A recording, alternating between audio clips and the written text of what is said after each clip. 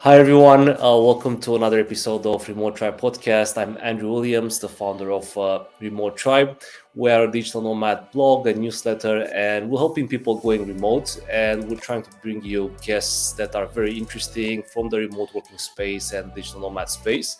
And today we have the pleasure to have Kristie Sullivan with us, who's an expert in organizing workation. So I'm very happy to welcome Kristie because we're going to talk about a very trendy subject, and that's workations and why you should maybe join one and why it's the next big thing. So I'm just going to let Kristie introduce herself and we're going to start chatting about workations. Yeah, thank you, Andrew. It's really nice to be here. It's an honor. Thank you. I'm Kristie Sullivan. My story is kind of interesting in that I spent about 20 years climbing the corporate ladder in the accounting and finance space. I always had this dream of travel, but I just kind of fell into a comfortable lifestyle and sort of appeased those travel dreams with my annual vacation. And my ultimate goal or whatever was to travel more when I retire. So I sort of like put it off until then. And then about 5 years ago, I had kind of a midlife crisis, I think, of sorts. And I was like, wait, this is not an acceptable strategy for the rest of my life, right? There's more to life than. Yeah. I just wanted to say that that's a trap that a lot of people fall into because it's kind of a very old way of thinking, and things have changed so much from the way we travel to the way we work. And I always ask people, why do you want to wait to retirement? It's such a shame. You shouldn't be doing that. I mean, you can do it right now. So I'm looking forward to see how you switch from the corporate life to the remote working lifestyle. Yeah, absolutely. So I was having these thoughts, and then I started to kind of like position my life in a way where it could be more remote. So when I started my career in the late 90s, the idea of working remotely really wasn't like much of an option for a lot of people like me. And so, but over, the last 20 years, right, in the last few years, it's just become a huge thing. So I started like making mental changes and changes in my life. And I basically got an opportunity to take a 1 year sabbatical to travel. And so I thought, well, let me That's a give nice this start. yeah. So it was sort of like in my mind, I was like, I just need to take some time off and travel Anyway, and stuff. yeah. So I did that. And now that was like over 3 years ago. And so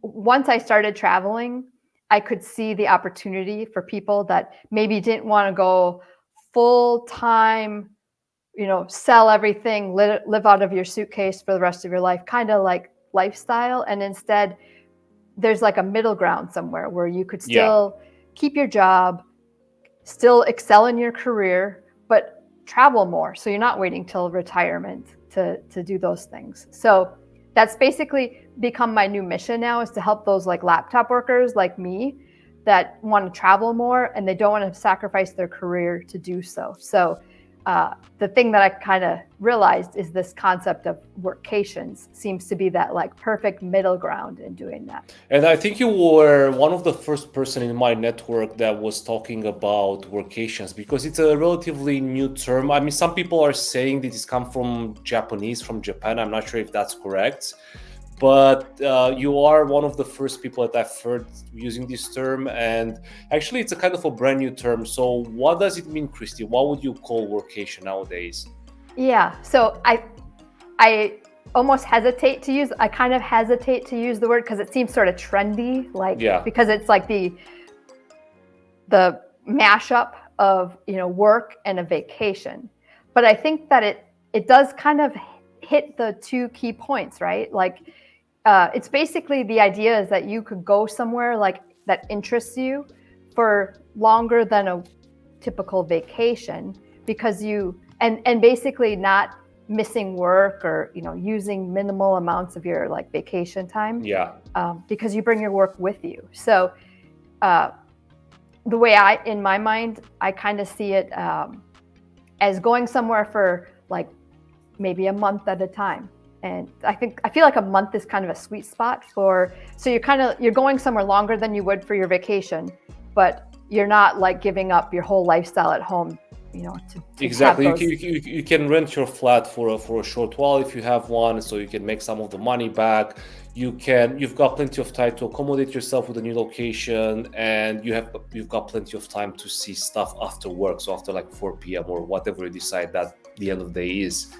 Exactly. So the idea is that it feels like this isn't rocket science, but it's sort of like you structure your time while you're there so that you're working your normal like business hours, and then you have like all that non-working time to do all the like fun vacation type of things, right? So Yeah, it's exploring. basically after you close your laptop, you basically end up in a new universe, which is your new location, which is awesome because there's every day there will be something new to see. Like for example, if you're like in Rome or in Vienna or in I don't know or in LA, there's definitely something to do. So you can take advantage of that 5 till 10 p.m. or 8 till 11 a.m. to see the city and then just go back to work and have some other, or you can just go and discover a new coffee shop in the new location at noon. Why not? Yeah, Very far from home.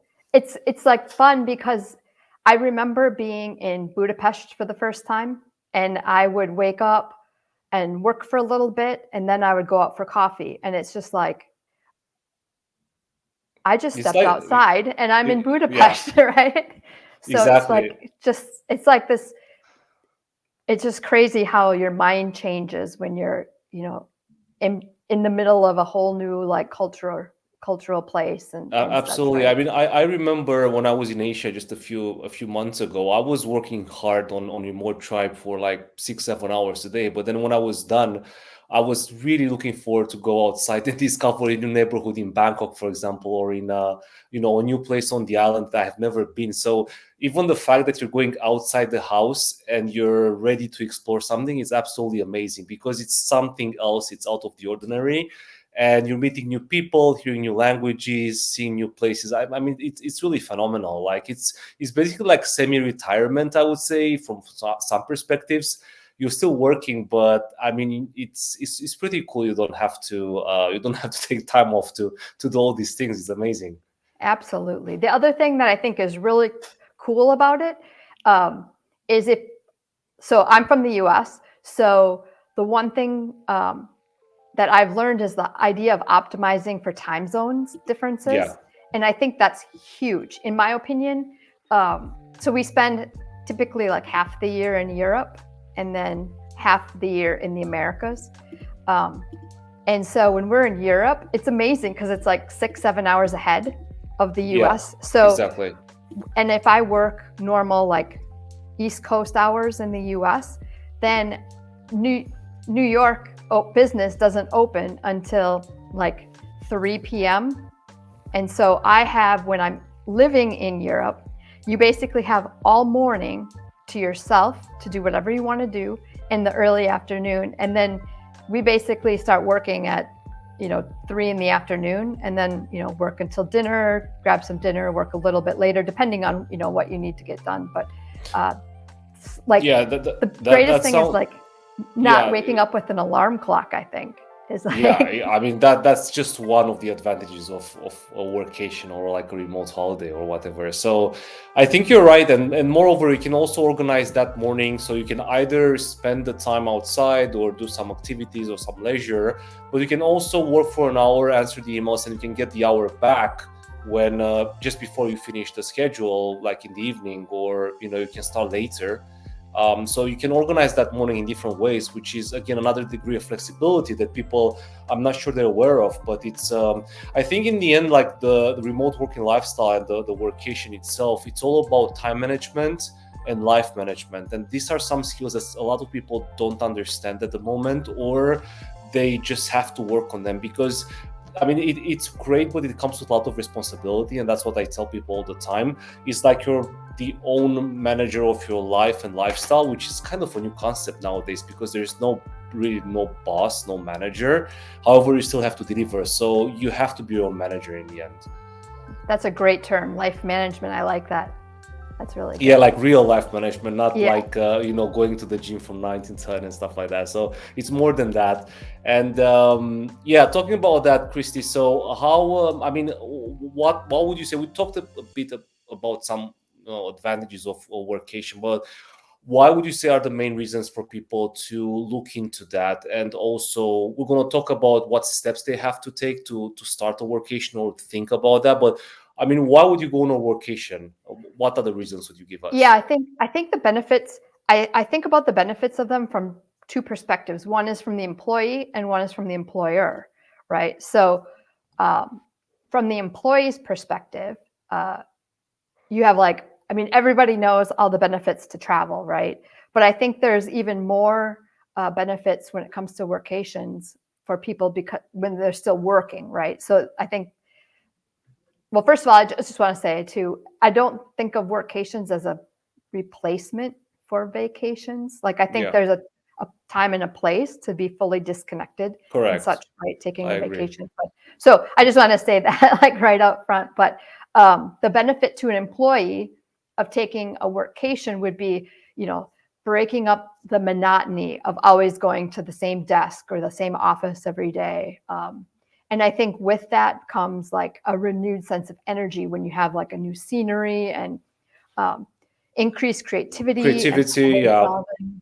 exactly. Um, and I New also, culture, new language. I think we yep, talked about that. yep, New types of food, new ways of thinking, new ways of interacting with people. There's so many things. Yeah, yeah. And I think one of the big ones too is hobbies.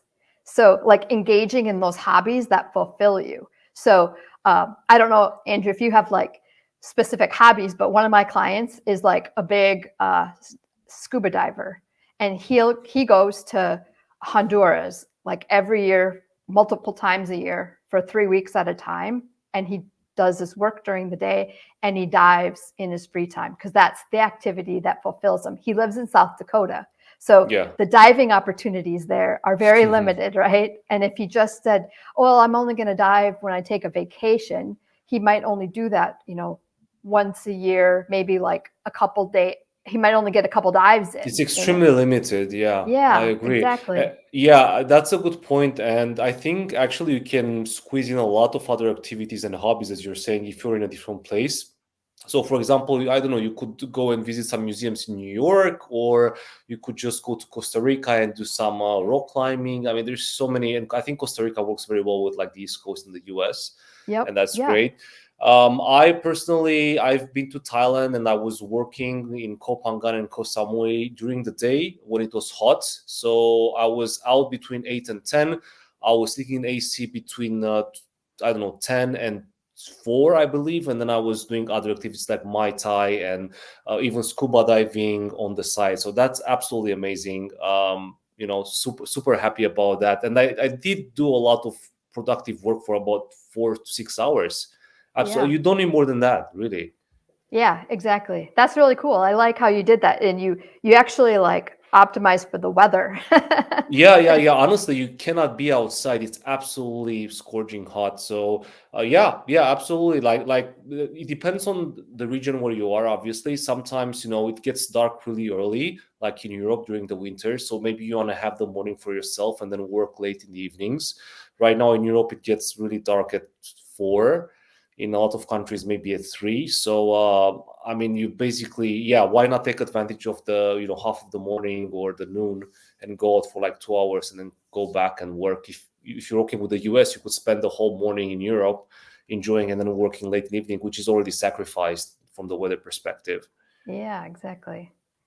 So Yeah. the other Mhm. side of it would be from the employer's perspective, the benefits, which I think is huge. And I predict that the future in employers in businesses will be to implement some form of like Interesting. workations and such. But Okay.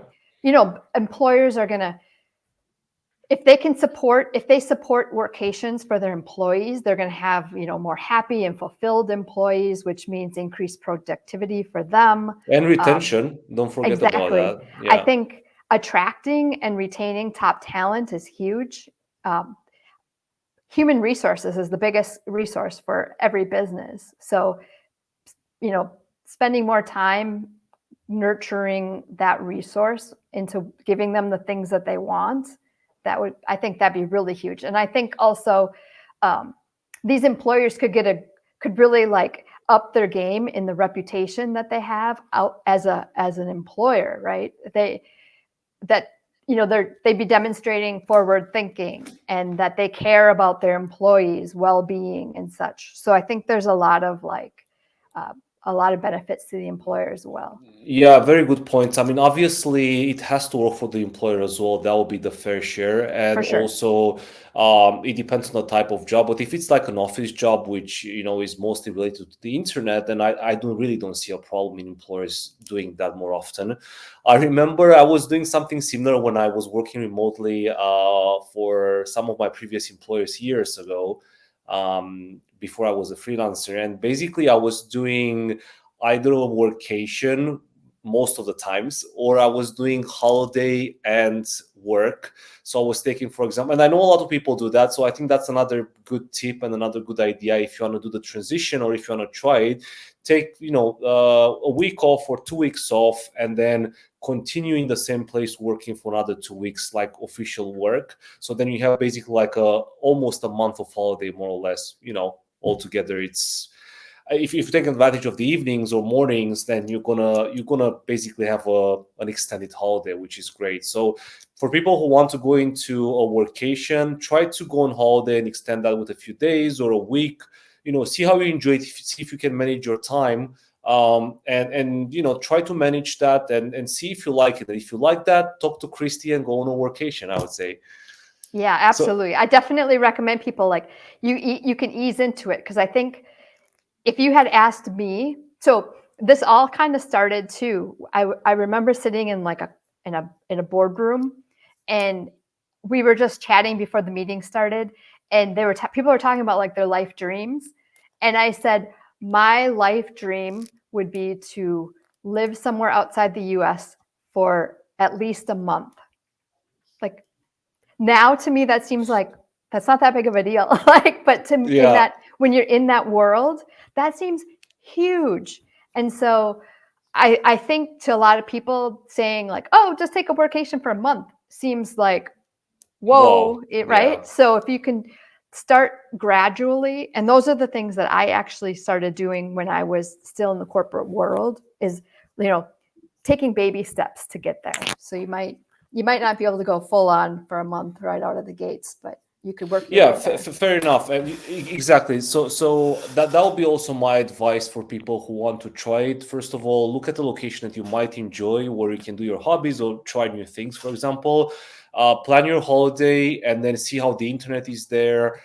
See what kind of co-living options you have, or what kind of villas you can rent, or apartments, short term on Airbnb or other websites. And then obviously, as your vacation is finishing, you can just move to a new place with good internet or better internet, and work from there. And you can also change location. So if you've been on the, I don't know, East Coast in the US, you can go on the West Coast and work there, in a different environment again. So I think it does take a mindset shift, but also start planning and take these baby steps, and just do it. I mean, I would say try with an extended vacation first, and then see what companies offer workations, and try to go as a second step into a workation. But Kristie, how does the workation concept work? So I mean, obviously we can do it on your own because we're talking about that right now, but how about companies offering remote workations or workations to employees, and those are organized by themselves, by the companies? Will you call that as a workation as well, or is it more like a company retreat? How should we call that? Yeah, that's interesting. I typically would kind of call that. I mean, at least so far, they seem to be more like retreats, like company Yeah, retreats, where with maybe fully remote companies that want to do like all hand offsites or something to get together in person. Like Doist, I know, is one that does that. and also I think Surf Office is a company that organizes these Yeah. retreats for work and team buildings. Yeah. I so my so far for me, I've been working more with individuals and groups of people, couples, families, and but I did interestingly take I coordinated a group workation with six. There were six of us on this, Mm-hmm. and we took a sailing trip along the coast of Croatia. So we kind of island hopped there. Absolutely And beautiful. yes, and I had to test it out for remote working because 45 degrees sailing. Nick from 45 degrees said that you could work remote, like digital nomads could be, work from the boat. And so I had to take the hard job and give it a try. So we How did was? that. Did you work from the port mostly, or like where did you have a 4G signal on the boat in the Yep, we sea? were able to always have internet, and then strong signal from the boat. The nice thing about being in port is that they're already connected to electricity Exactly. there, so that made it that easier. But he would make sure like everyone shared their work schedule, so he made sure that if anyone had like a call or something, that we were in a place that had like solid internet connectivity and such. But That's great. Yeah, I mean, I'm also planning to do something like that this summer in Greece. So I'm planning to maybe sail for like 2 days in the weekend and then extend that to another 2 or 3 days to see if I can get the internet working and just work from Monday till Wednesday. So more like a workation on a boat, basically. That's nice, yeah. nice. I'll see how that works. I have to Yeah. talk to some people who from Greece who have done that before. I'm really afraid because I might have some important calls during that week, so I really want to make sure that we're around the port or the shore Yeah. somehow. But that's Yeah. great. So I even Kristie, I yeah, even go did ahead. an Instagram live from the boat. This was a couple years ago. So that was kind of fun. Yeah, I'm sure. I'm sure. I mean, the Mediterranean is like quite a small space, really. Like it's you're always close to an island or a shore. If Yeah. you're like in Spain or in Greece, there's so many islands around there, even around Turkey. So I don't think that's really a problem. I don't know. I'll have to try. Anyway, but Kristie, so tell us about organizing workations and. I mean, people who want to join a workation with you, what should they expect? Like what should they bring? Should they have a schedule already? Are you organizing any kind of time for them? How does it work? Yeah. So I started, since 2021, since the summer of 2021, I've been doing group workations that I plan for people. The idea with that is like, let's just make it super easy for people to like make this happen or try this out, Yeah. right? And so starting actually with that sailing trip, we've done a couple in Mexico, and then a couple in Croatia. But we basically, so that's like one way that I help people take workations. The other thing that I do is I basically do workation planning consulting. So Mm-hmm. I can plan for, I like to help people in places that I've personally been and have connections, Yeah.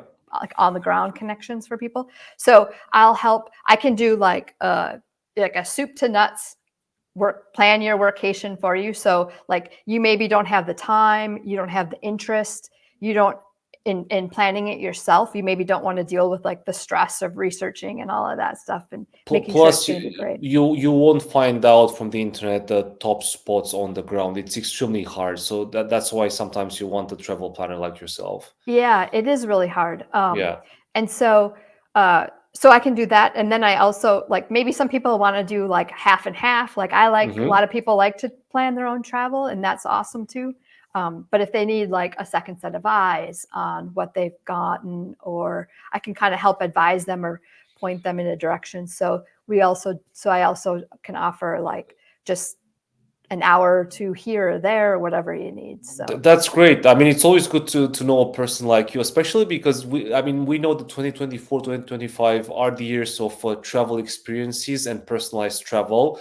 So what yeah. you're telling me is that you basically are some kind of experienced workation planner, or more like a sophisticated travel planner, which is definitely a thing right now. So I did meet a lot of people in my travels who are doing travel planning for people in the US who are too busy to book a hotel, book a tour, or several tours. And she was organized, or these people are just organizing for other people based on their preferences. So I think it's a very solid thing to do at the moment, and I think again there is a demand for that, and it's going to be a high demand, because there's one thing to plan yourself and do hours and hours of time researching, and another thing to give this to a professional who's been there, has connections on the ground, and knows how things work, and has the mindset as well.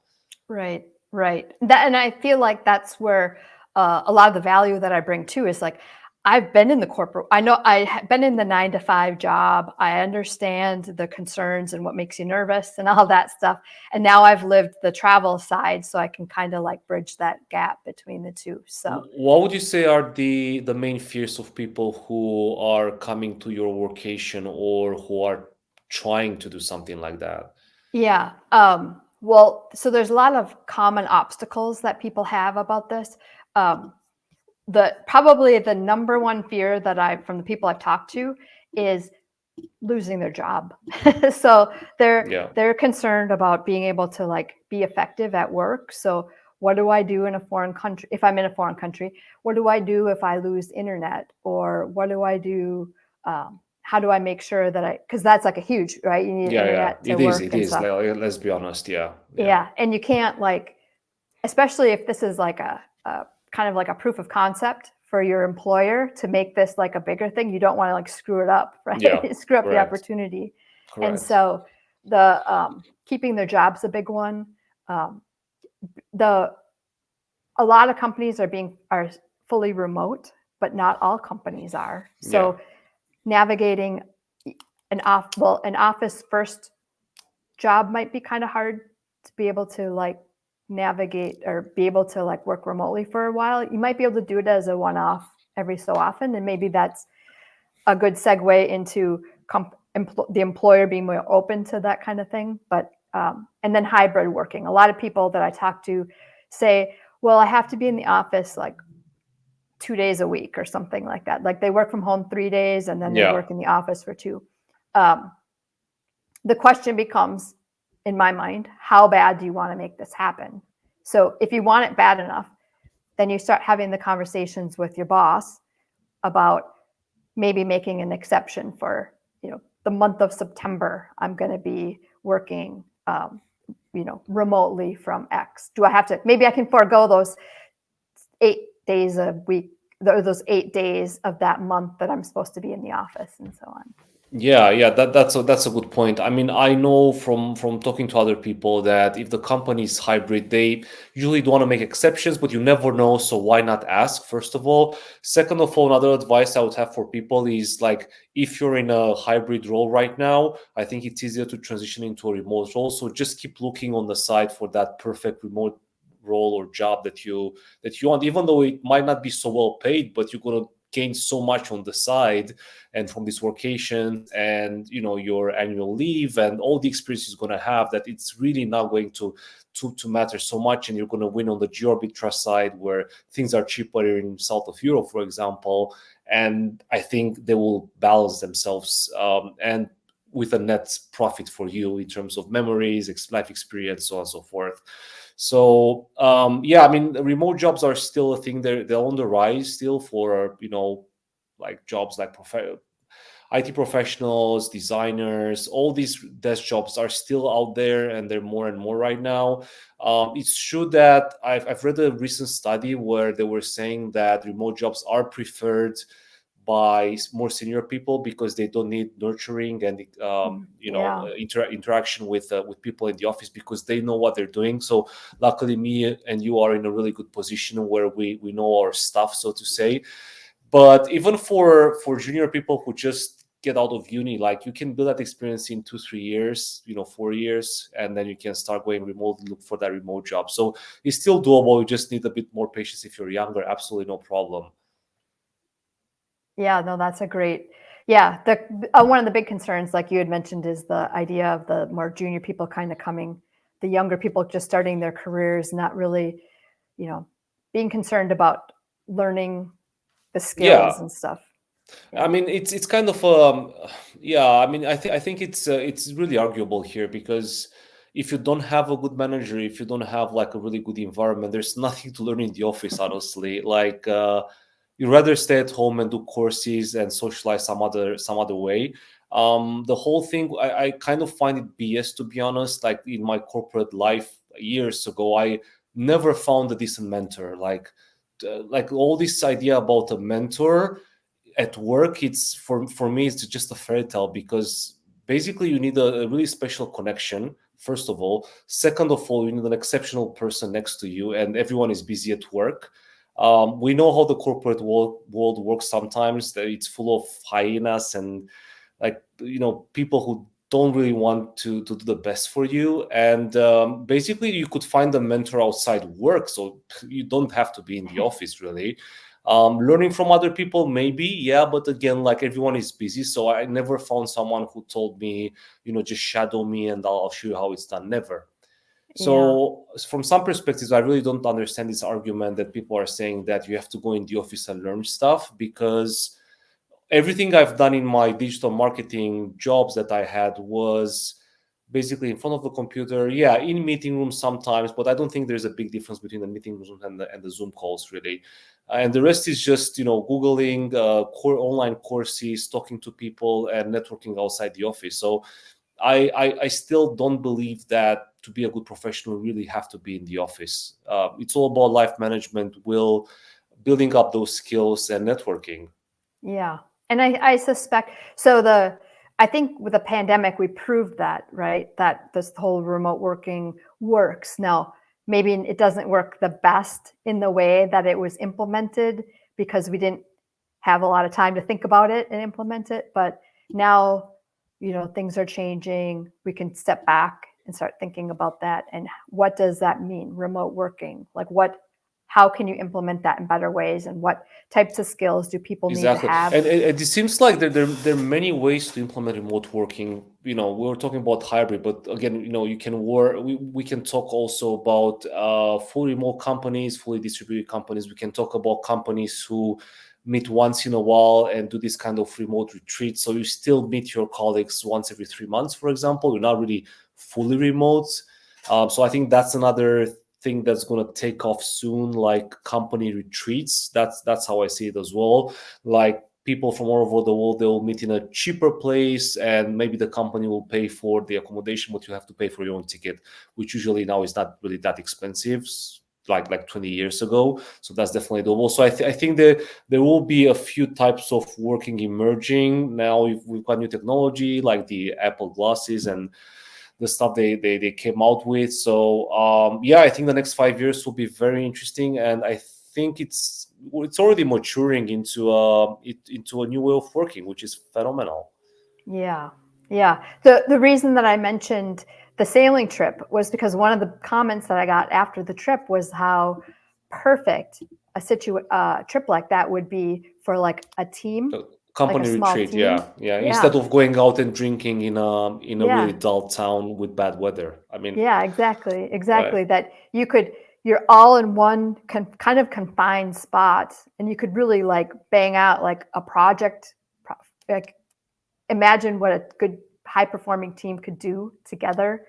Yeah. And you're on you're in the Adriatic Sea. I mean, that was like it's a perfect way to reward or encourage like a high performing team and so on. So Yeah, I think that those kind of experience basically will make up as much as like 3 months in the office maybe, because yeah, it's about trust. You're building trust. You're building yes. that network, and you're meeting the real people on the boat maybe. So why not? Yeah.